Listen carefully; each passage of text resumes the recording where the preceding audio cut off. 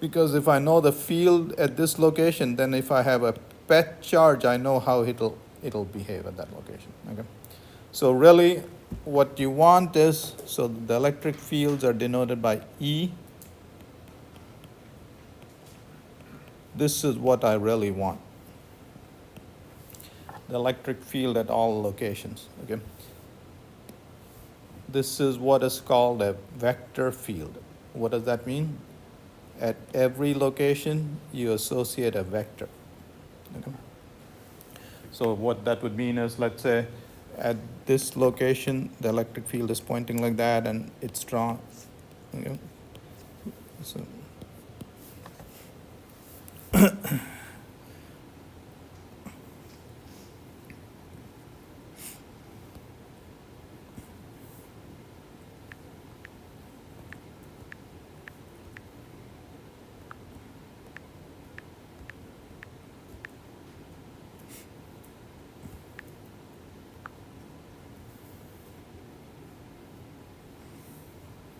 so you see, these are all vector fields.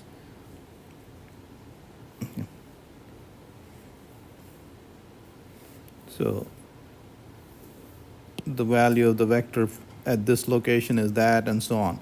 Okay, so when you see wind velocity fields in the weather report, that's a vector field. That's giving you the wind velocity at all locations. Okay, so this vectors could represent anything. Okay, so this is can you think of a physical example like this? Very good, my friend. Yeah, or a hurricane and so on. Okay, so, and here's a okay, some kind of vector field. I guess this is the electric field around the Earth and so on. Okay, so that's a vector field. All right, so what eventually we want to know is, what is the electric field everywhere in this room? And you'll see some applications. So you can either give the location of charges or the electric field. This is more convenient because this means less work for me. If you give me this, you're giving me all the information that's needed, but then that's more work for me. Okay. So Gauss's law tells you how to calculate electric fields for symmetric charge distributions. Okay. And then you will learn that so when you give an electric field,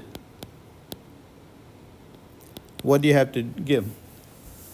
A vector field. So when you give an electric field,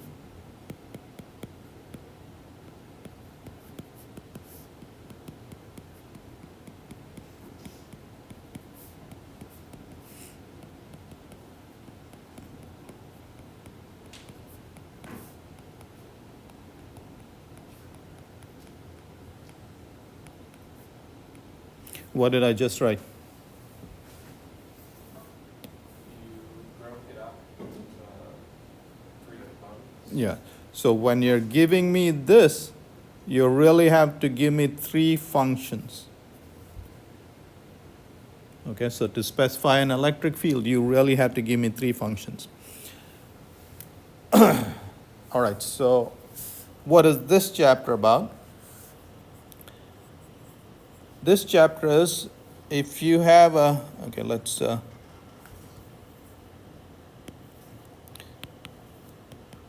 okay, so in this room, let's say we distribute these charges. What did these are, remember, fixed charges. These guys created electric fields all around this room. I'm just, okay. Okay, so this is called a static electric field. And when the electric field is like this electric field, you know, the vector field, it can be calculated from something called electric potential. Okay.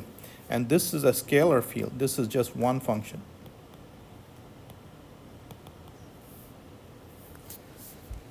All right.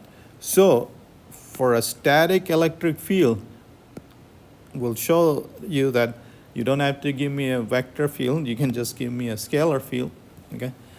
So the whole point is, see, we are being nice to you, we are making your life easier and easier, okay? So I hope you appreciate that, okay? And that's what this chapter is about, okay? We'll show you that for a static field, the electric field is the gradient of is the gradient of the electric potential.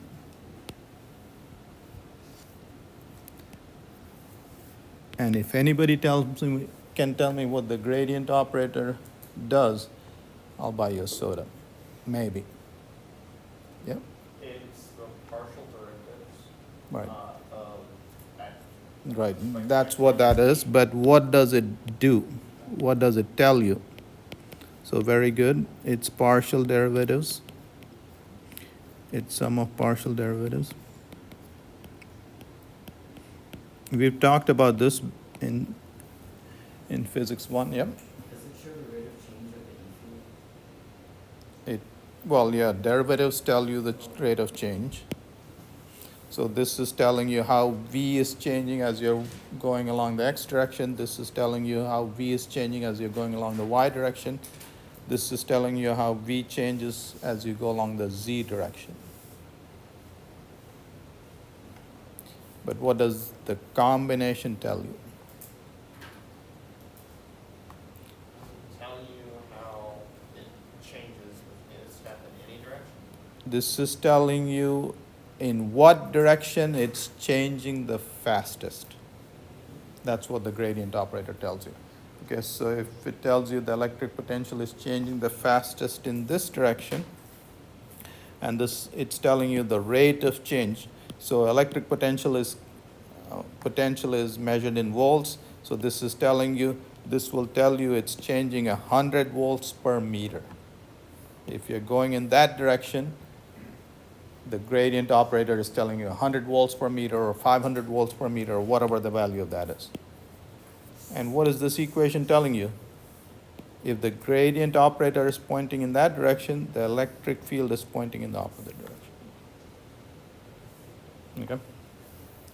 You saw that in physics 1, if the potential energy is increasing in that direction, the force is in the opposite direction. Okay? You guys remember the potential energy changes uphill and the gravitational force is downhill. Okay. So, okay. All right, so we're saying a whole bunch of things. So you have a distribution of charges. They create fields. We are interested in fields. Then we'll learn about Gauss's law, which shows you how to calculate fields easily. And then we'll graduate to electric potentials, because fields are a vector field, but it turns out that for certain kinds of electric fields, all you need is a scalar function. Okay, we'll talk about that. And then we'll talk about capacitors. These guys are very useful tools. Anybody know what capacitors can do? You release the stored charge or retain the charge. Okay, so capacitors can store energy. A battery can store energy too. Yeah, but capacitors release it all at once rather than battery, which would be gradual. Okay, so capacitors can release it very fast. Your battery will release energy, let's say, over several hours, and you can release the same amount of energy in microseconds, in milliseconds, from a capacitor. Okay, so that's what happens when you use a flash camera when you take a flash picture, then your camera is blinking amber. So what's happening is energy is being transferred from your battery to the capacitor, and then the capacitor can release that energy very fast through the flash bulb. Okay. So capacitors are good for that. We'll talk about that. So this is electrostatics. And then once we're experts at this, then what do? We'll let the charges move. all right? And that'll be the 5th chapter. Yep. So that's the progression. Yep. So I gave you an overview of what's happening in the next 5 chapters, okay? Okay, so what are the 2 particles that you know that are charged? I'm sorry? Yep. So a proton is positively charged, an electron is negatively charged. Okay, here's an amazing fact about these guys. The charge of these 2 guys is exactly the same, the magnitude of the charge. Their nature is very different. A proton is made out of quarks, and an electron is a fundamental particle. This guy is about 2,000 times heavier than this guy, okay? But the charge is exactly the same, okay? All right, so, on a macroscopic scale, here's how you charge stuff. You can charge stuff by rubbing stuff against each other. So when you walk across a carpeted floor, you're charging yourself. Okay? Of course, everything in the universe is neutral, as far as we know. So when you're rubbing 2 objects, you're transferring charge from one object to another. Okay. So what this shows you is these are materials that are happy to give up electrons. These are guys that like electrons. So if you take any of this guy and rub it against this guy, so you take rabbit fur and rub it against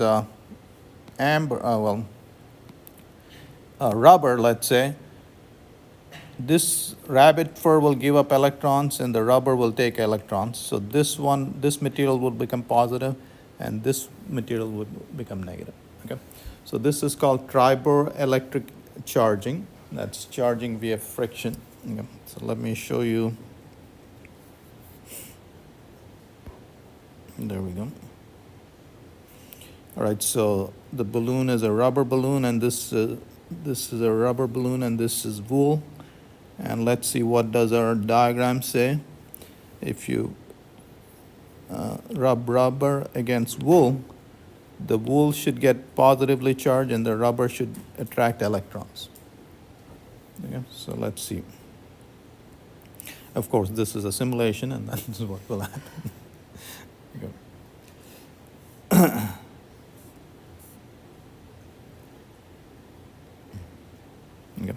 Anyway, so that's what happens. Okay.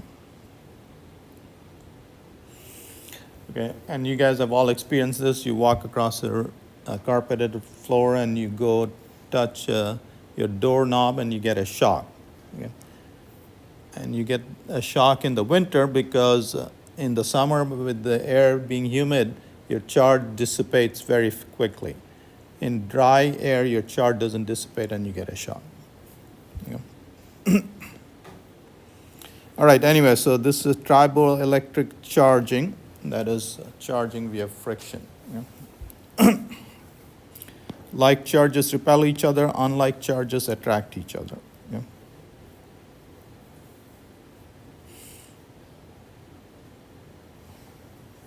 Okay, so if you classify materials according to their electrical properties, you have insulators, conductors, and semiconductors. Okay.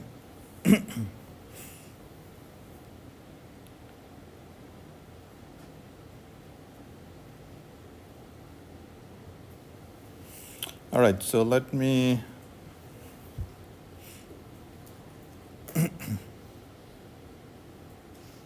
I'll briefly, give you a very rough idea of band theory that you will need to know as material scientists and so on, as electrical engineers. So here's an atom, let's say. So here's the nucleus.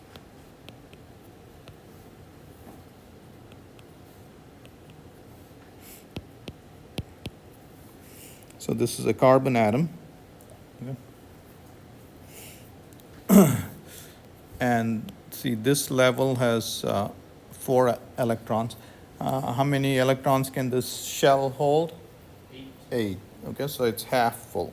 Okay, so now this is a single atom. So, and there's the, if you draw the levels like this, so now I'll draw the levels like this. This says this shell is completely full.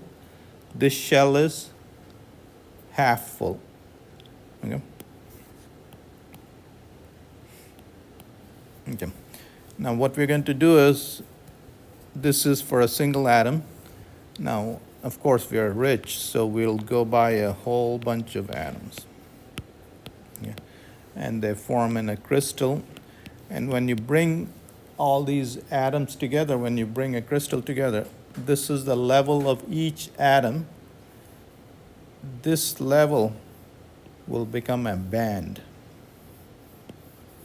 And if you had 1,000,000 atoms, this single level, this band will have 1,000,000 levels. Okay? So in a crystal, so now for a single atom, these are the energy levels. So, and in a crystal, you have these bands. Okay? So you made the bands out of these atoms. All these levels are full. And this is, how full is this for carbon? So this would be for graphite. It is half full. Okay? This is known as the conduction band, and this is so this is one of the inner bands, and this is full. All right. In insulators, the topmost occupied band is also full. So if you take a piece of wood, this band is full as well. For something to be a conductor, this band has to be partially full. Okay? If this is partially full, the electrons in that conduction band, again, this I'm very loosely speaking because we're all friends here.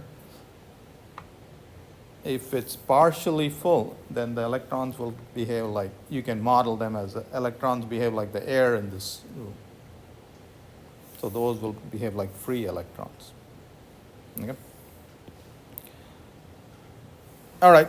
In a semiconductor, what happens is this top band is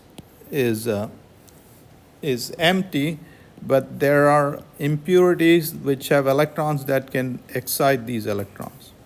So they can provide free electrons that can conduct electricity. Okay? So that's sort of a sophisticated picture. And now let's let's look at sort of a more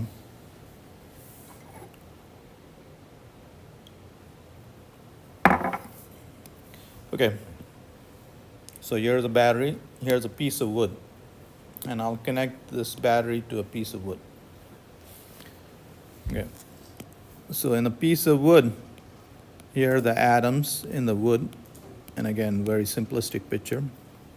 So in a piece of wood, all the atoms hold on to their electrons. Okay? There's no free electrons. Remember, in this language, the conduction band was full. Okay?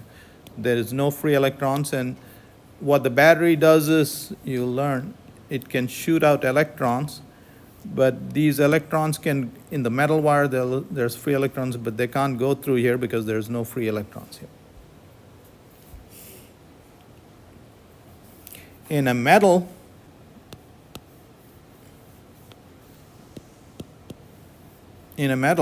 okay, so here are each atoms. And in a metal, on the average, each atom will give up 2 of its outermost electrons. So for every atom, there's 2 free electrons. I'm roughly telling you. This is a rough picture. And these electrons are behaving like a free gas. And so in the band picture, that's a partially filled band. That partially filled band is acting like a free electrons. Okay, so when you connect a battery, you will learn all of this. Okay, this establishes an electric field. Okay, so this is 5 chapters from now that you. So this establishes an electric field, and these free electrons respond to the electric field and they move about. All right. And you can drive an electric current through this metal. Yeah. All right, so unfortunately we had to, well, anyway. So insulators are materials that do not have free charges. Conductors are materials that have free charges in them. Okay. And semiconductors, you can vary the number of free charges depending on the impurities. So semiconductors have electrical properties between insulators and conductors. Also, the number of free charges can be changed with the amount of impurity you put while you're manufacturing it. You can't change it on the fly, okay?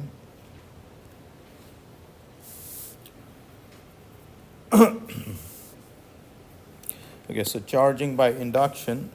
So here's a conductor. It has these free charges, and so this is sort of a silly picture. So if you bring an object that is negatively charged, what it'll do is it'll repel the electrons to that side of the sphere, and then if you connect a wire, those electrons will flow to the ground, and then you can remove this guy, you can disconnect it, and you can remove this, and now this has become positively charged. Okay.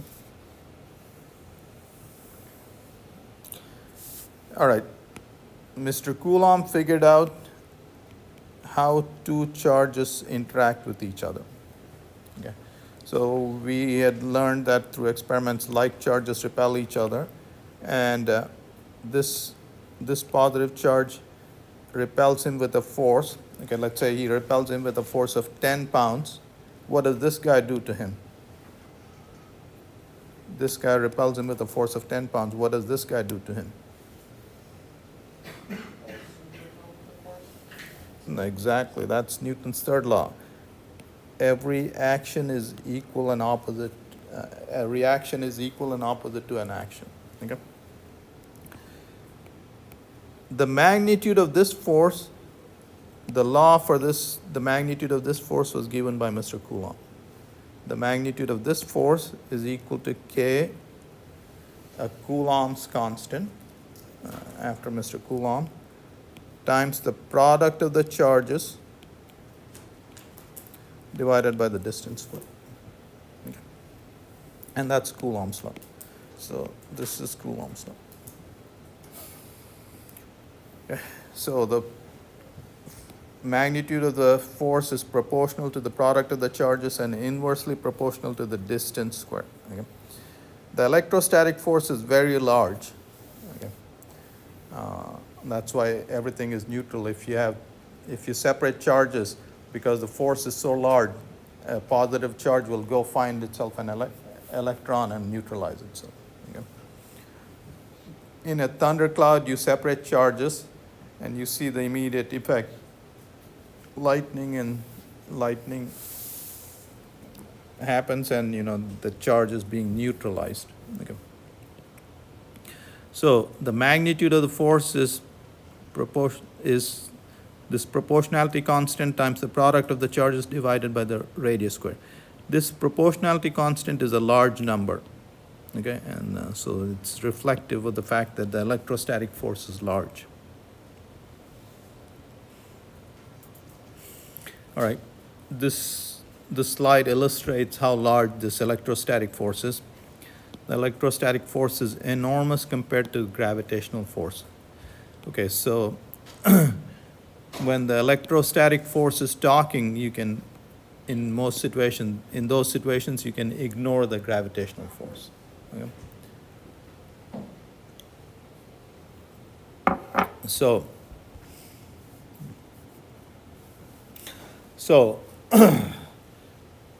the electrostatic force is much, much, much, much stronger than the gravitational force. Okay. The superposition principle says if you have several charges, okay, you you can calculate the force between two charges and while ignoring the presence of all other charges. So you want to calculate the force between these two guys, that's the force, and then you can calculate the force between these two guys, and that's that force. And so the total force on this guy is this force plus this force, okay? So, and you can extend this to how many ever charges there are. So each force can be calculated independently of the other forces, and that's the superposition principle. Okay, so if there are a million charges and you want to calculate the force on a single charge, you calculate the force between pairwise. Okay, so if you want to calculate the force between this guy due to all these guys, you calculate this force plus this force and this force, this force, this force, okay, and then add all those vectors. The force on a test charge is calculated independently for each pair. The net force on the test charge is the vector sum of all the individual forces.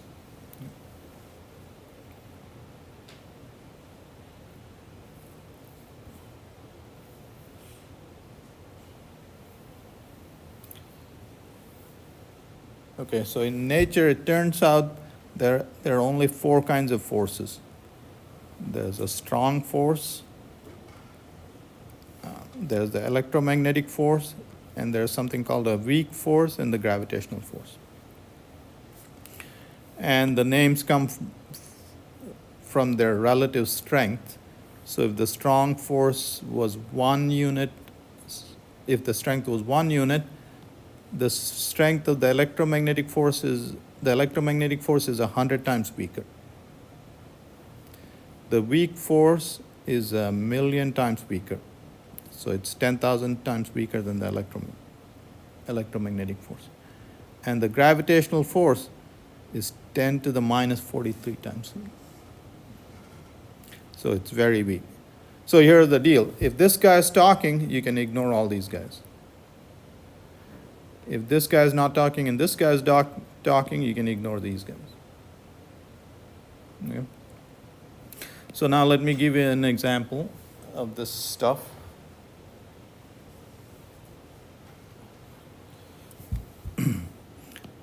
Yeah. So let's draw the carbon atom again. Okay.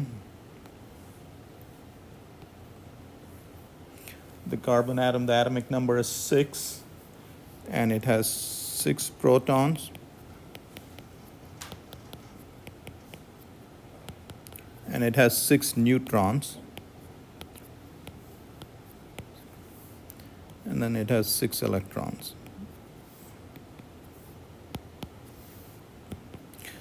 So we just saw that the electrostatic force is quite strong. So here are 6 positively charged particles. And so the question is, why aren't these guys flying apart? Okay.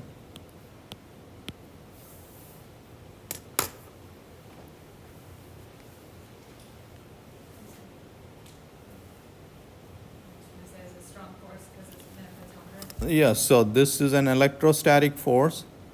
Okay, so if they're not flying apart, there's something stronger that's holding them together. So the strong force, which is 100 times stronger, that's what's holding them together. All right, let's go back to that slide. Okay, so let's look at the strong force is holding them together.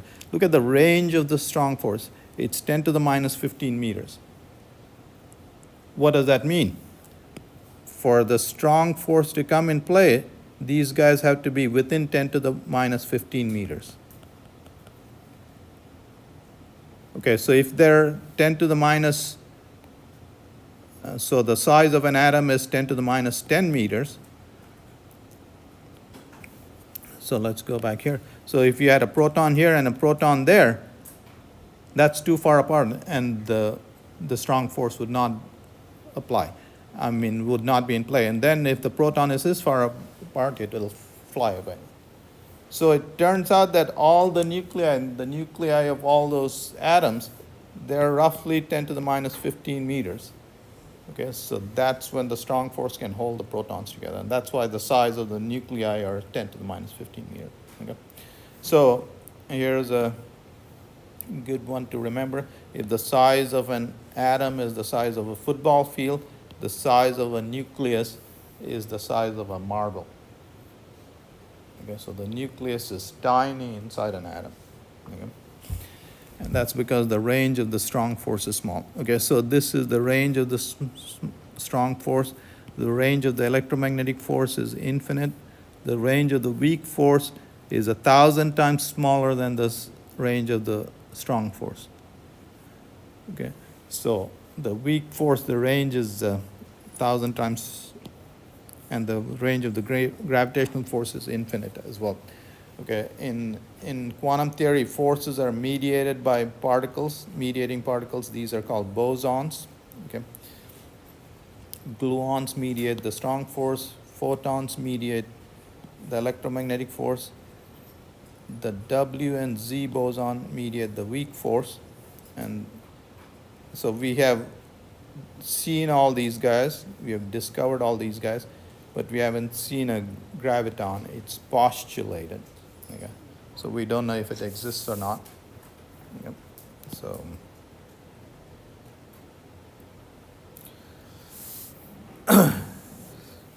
all right. It's believed that, so these are the four forces. Okay, so let me give you a, let's step back a second. I take this material, H2O, and I have it in 200 degrees Celsius. What is the form of this material? Gas. It'll be steam. Okay, now let me, so high temperature means high energy. Let me cool it down to 80 degrees Celsius. What happens? Yeah, so you can have water and gas, liquid and gas coexisting. Okay? So you see, the single phase, there was a phase change, and it condensed. You had two phases now. Okay, so it turns out that that's what happens with forces as well. Okay, so at extremely high energies, they all act as one force. And as you lower the energy, at lower and lower energy, they'll start appearing to be different forces. Okay, so gravity broke off from that single force at those energies. Okay, and that's the belief. Okay, and that we believe that, and then at these energies, the electroweak broke off from the strong force, and at these energy, the electroweak force broke off into electromagnetic and weak force. Right now, so this is the belief, but in fact, I mean, we only have a theory of, we have this theory. We don't have this theory, and we don't have that theory. Yeah, but we believe that they exist. So if you want to win a Nobel Prize, you can come up with this one or that one, and that's a home run that you'll hit. Okay? So at extremely high energies at the beginning of the universe, at the Big Bang, there was only one force. And as the energy at lower and lower energies, that one force transformed, it appears like four different forces. Okay? All right, we'll start.